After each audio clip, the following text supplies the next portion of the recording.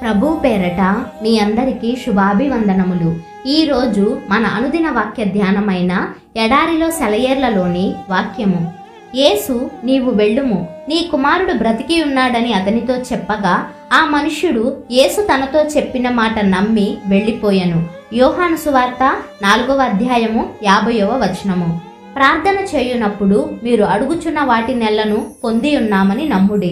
Mark సువార్త 11వ అధ్యాయము 24వ వచనము. ఏదైనా విషయాన్ని ఖచ్చితంగా ప్రార్థన చేయవలసి వచ్చినప్పుడు దేవుడి మీద నమ్మకం కుదిరేదాకా ప్రార్థించాలి. జవాబిచ్చినందుకు దేవునికి హృదయపూర్వకంగా కృతజ్ఞతలు చెప్పగలిగేంత వరకు ప్రార్థించాలి. జవాబు ఇంకా ప్రత్యక్షం కాకపోతే అది అవుతుందా లేదా అన్న అపనమ్మకం నీలో ఉన్నట్టుగా ప్రార్థించకూడదు. ఇది జరిగేలా లేదు, జరిగేలా చెయ్యి ప్రభువా అని ప్రార్థించకూడదన్న మాట. అలాంటి ప్రార్థన ఏమీ సహాయం చెయ్యదు సరికదా, అడ్డుబండై కూర్చుంటుంది. ఇలాంటి ప్రార్థన నువ్వు చేసినప్పుడు నీకు ఉన్న కాస్తో కూస్తో విశ్వాసం కూడా పూర్తిగా తుడిచిపెట్టుకుపోతుంది. ఇలాంటి ప్రార్థన చెయ్యాలి అనే ప్రేరేపణ ఖచ్చితంగా సైతాను నుండి వచ్చినదే. అవసరమైన విషయాన్ని మరోసారి దేవుని ఎదుట విజ్ఞప్తి చేయడంలో తప్పులేదు. అయితే ఆ ప్రార్థనలో విశ్వాసం ఉట్టిపడుతూ ఉండాలి. విశ్వాసం ఆవిరైపోయేదాకా ప్రార్థించవద్దు. జవాబు కోసం కనిపెడుతున్నాను, నీ మీద నమ్మకంతో ఉన్నాను, నీ నుండి రాబోతున్న ఆ జవాబు కొరకు వందనాలు అంటూ ప్రార్థించాలి.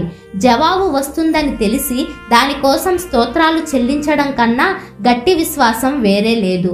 విశ్వాసాన్ని తుడిచిపెట్టే దీర్ఘ ప్రార్థనలు దేవుని వాగ్దానాలను తృణీకరించడమే కాక మన హృదయాలలో అవును అంటూ మెల్లగా వినిపించే ఆయన స్వరాన్ని కూడా నొక్కేస్తాయి. ఇలాంటి ప్రార్థనలు హృదయంలోని అల్లకల్లోలాన్ని తెలియజేస్తాయి. అల్లకల్లోలానికి కారణం జవాబు రాదన్న అపనమ్మకమే. విశ్వాసులమైన మనము, విశ్వాసం ఉన్న మనము ఆ విశ్రాంతిలో ప్రవేశించుచున్నాము. హెబ్రీలకు రాసిన పత్రిక 4వ అధ్యాయము 3వ వచనము. విశ్వాసాన్ని ఇంకిపోజేసే ప్రార్థన ఎలా వస్తుందంటే, దేవుని వాగ్దానం గురించి పట్టించుకోకుండా మనం అడిగిన విషయం ఎంత అసాధ్యమైనదో అన్నదాని మీద మనసు లగ్నం చేసినప్పుడు వస్తుంది. అబ్రహాము తన శరీరము మృతతుల్యమైనట్టు భావించను గాని అవిశ్వాసం వలన దేవుని వాగ్దానమును గూర్చి సందేహింపక, రోమీలకు రాసిన పత్రిక 4వ అధ్యాయము 19-20 వచనములు. విశ్వాసాన్ని వాడిపోయేలా చేసే ప్రార్థనలు మనం చెయ్యకుండా ఉండేలా జాగ్రత్త పడదాం. విశ్వాసం అన్నది ఒక ఆలోచన కాదు, ఒక దృశ్యం కాదు, ఒక వివేచన కాదు. దేవుడి మాటను ఉన్నదున్నట్టుగా నమ్మడమే. ఆందోళన ఎప్పుడు మొలకెత్తుతుందో విశ్వాసం అప్పుడే వాడిపోతుంది. నిజమైన విశ్వాసం పుట్టడమే ఆందోళనకి స్వస్తి.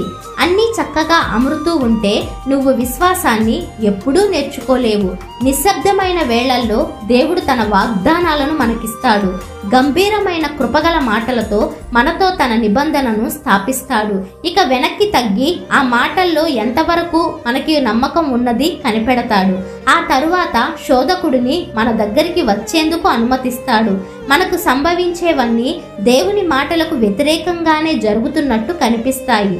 ఈ సమయంలో విశ్వాసానికి పట్టాభిషేకం జరుగుతుంది, నమ్మకం గెలుస్తుంది. ఇప్పుడైతే మనం చెలరేగే తుఫానులో మన సాటి వాళ్లంతా భయంతో వణికిపోతున్న వేళ జయోత్సాహంతో కేక పెట్టాలి. దేవుడు చెప్పినట్టే చివరికి జరుగుతుంది. నేనాయన్ని నమ్ముతున్నాను.